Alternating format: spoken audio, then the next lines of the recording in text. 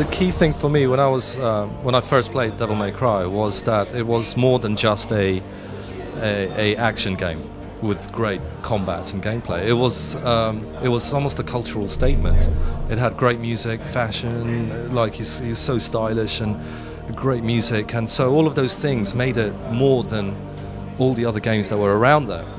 So our thinking was, okay, if we've got to reboot this and make it fresh again, we should be looking at the stuff that's underground now, the kind of the music, the kind of action, the movies, the cinematography, the kind of clothing, the attitude, like that's going on now underground, that's not really been exposed that much in gaming, and kind of revamp that, but keep the essence, the kind of the magic of the gameplay alive. And basically it allows us to kind of change the expectations of what he can do in terms of even gameplay wise, like the moves he has and everything. We're starting from the beginning, and it affords us, it's something that we decided with Capcom, that it affords us a lot of creative freedom to explore things in the story that maybe haven't been explained about his origin.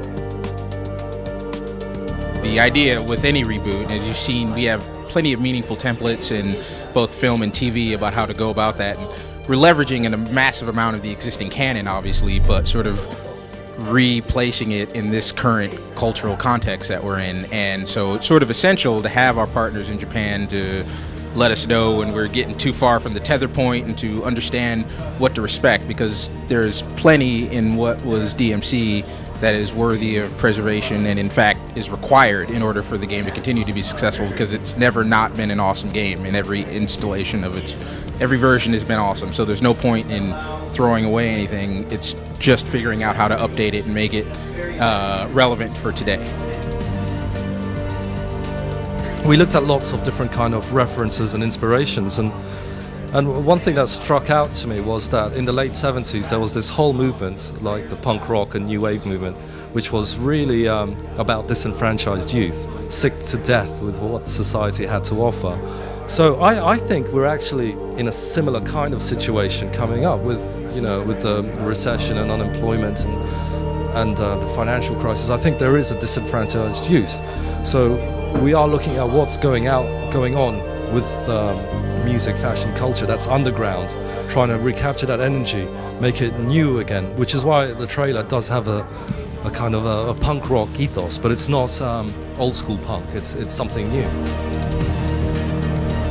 It's still probably too early to talk about the combat, to be honest, is the short answer, and the long answer. No, that is the answer. I mean, to be honest, it took a year and change to get to a final looking Dante, so go ahead and triangulate what it might take to get to a final combat, knowing that combat and Dante are basically the end-all be-all in a lot of ways of what makes DmC DmC. So yeah, there's still a lot of work left to do. This is phase 1 of phase 5 to getting this game onto a shelf.